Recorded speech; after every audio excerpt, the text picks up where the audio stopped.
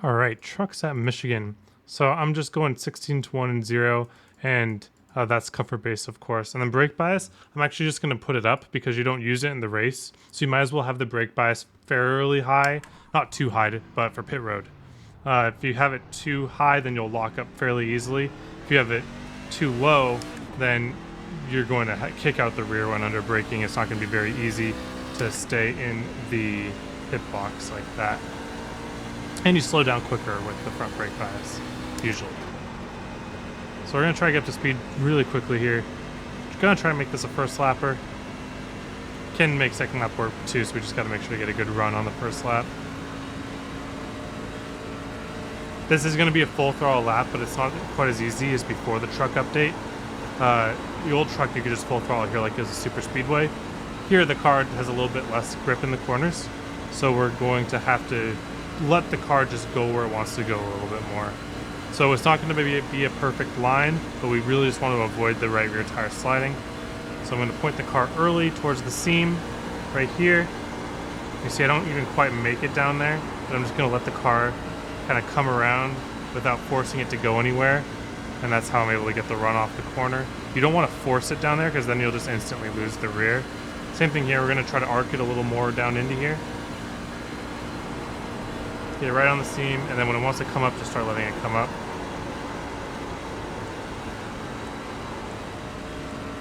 You see how that, it's, I couldn't really add any more steering wheel to that, or else it would just really kick out the rear and I'd slow down even more than I did. You gotta keep the wheel a certain angle. So like, for instance right there, I knew that if I turned the steering wheel anymore, it would cause me to lose my grip in my right rear. So I had to lose a little bit of time off the rip there just to avoid that. So you really want to get as much angle as you can, like coming down the track like this. A little bit more of an arc, but you can see that upsets the car too. It's going to be fairly difficult. The lines aren't going to look super pretty like you're used to in Michigan. There is probably maybe a merit of a slight lift to get the car really hooked up in the corner, but I do think that the best way is going to be full throttle. We can probably go ahead and look at that real quick. It's nothing too crazy, and then we'll do a long run. So yeah, first lap was fine. Let's see what the track temp was, 108. Okay. So again, 2 or 3 degrees on the track temp is 1/10. So you see how at a certain point the car will just want to come up. You see how I don't turn the steering wheel anymore to try to fight that, because the car is telling me that it's kind of used up its grip. It's out of mechanical grip. Oh, come on. Sorry about that. It's like, all right, we've reached your limit of mechanical grip. So now the car is just going to start sliding up. And if I try to force any more mechanical grip out of the car, it'll just say, nope, give up. So I got to let it up here. A little bit loose because I'm kind of pushing the boundary there. Little tiny bumps will start to make that jump. So you got to have good reactions. It's not going to be a super pretty line. If you arc the corner a little bit more than I did, you might have a better chance of keeping it down there a little longer. And the longer you're able to keep it down here, the better your exit's going to be. Same thing with 3 and 4. This one I struggled a little bit more on. It's easier to get down to the seam, but then you can let this slide up even earlier because of how wide the exit is.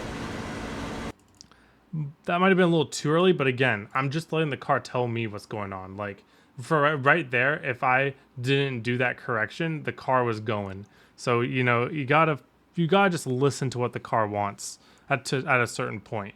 At a certain point, you got to keep the car off the wall, obviously. But while you're getting into the corner, while you're getting through the corner, you got to trust your setup has gotten you enough turn, and then you just let the car tell you where it wants to go. All right. Now we're going to go and do a few laps of long run here. I'll show you how my long run's a little bit different, because I do want the car to be a little bit more predictable for these long runs. At the end of the day, you still don't want to argue with the car, but if you can get the car stuck on that seam for longer and longer in the corner, then it's going to be even better.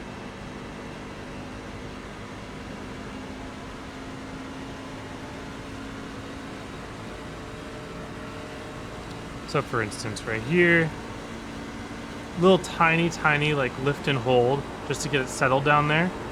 You see how it still gets loose? That's probably cold tires, honestly. So yeah, this is not your typical Michigan truck experience where you can just full throttle and feel safe. The car's gonna want to kick out at you, and a lot of people are gonna feel uncomfortable with it, but hey, you don't need to be going full throttle.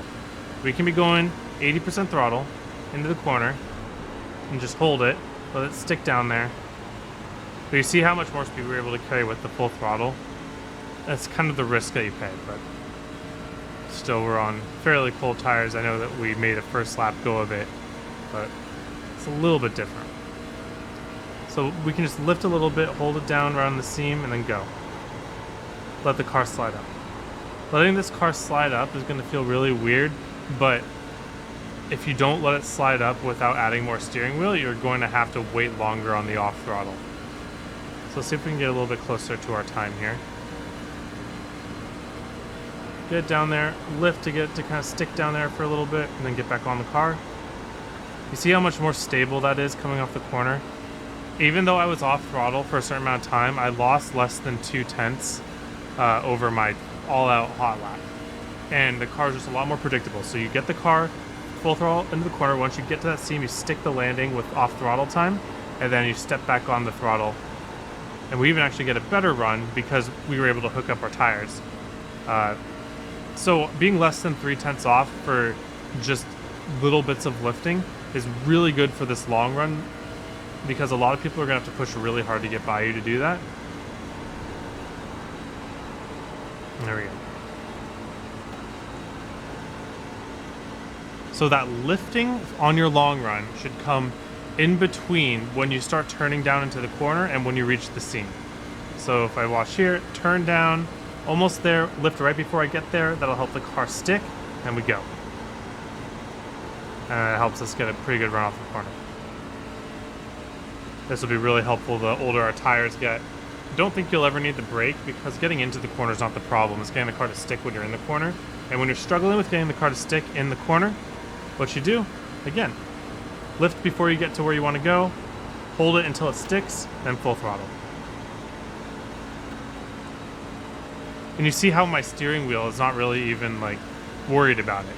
It's not fighting me. I'm not having any loose moments. You saw the loose moments I had when I was full throttle qualifying. But as long as you lift before you get to the bottom, let it stick, then full throttle, not gonna have those same loose moments. There is that bump in the middle of 3 and 4 that no matter how fast you're going, if you're on the throttle, will get you loose. But that's something that's completely reactable. You can kind of just know that it's coming, and it's not harmful if it doesn't surprise you. I was a little shallow, so you see I'm going to slide up a little more than I want, so I had to wait a little bit longer off throttle, and that cost me lap time. And again, feel free to go full throttle if you're comfortable with it, but this is like in my opinion, it's the more consistent way of hitting your line every single time and having no mistakes and still being able to carry a decent pace. All right. Only a few laps here. This should very easily just wear the tires evenly because the car is just not even arguing. It's not on the right front, it's not on the right rear, except for that couple moments where we got loose. But it should just be neutrally handling the whole time. And we see, yeah, 98, 96. So yeah, those couple loose moments, the car really wants to get on that right rear. So we got to do as much as we can to keep the car as neutral as possible. Each little slide there will hurt this tire even more. So you just got to manage that. All right, thank you all for watching. Hope you have a wonderful day. Hope to see you all on the track.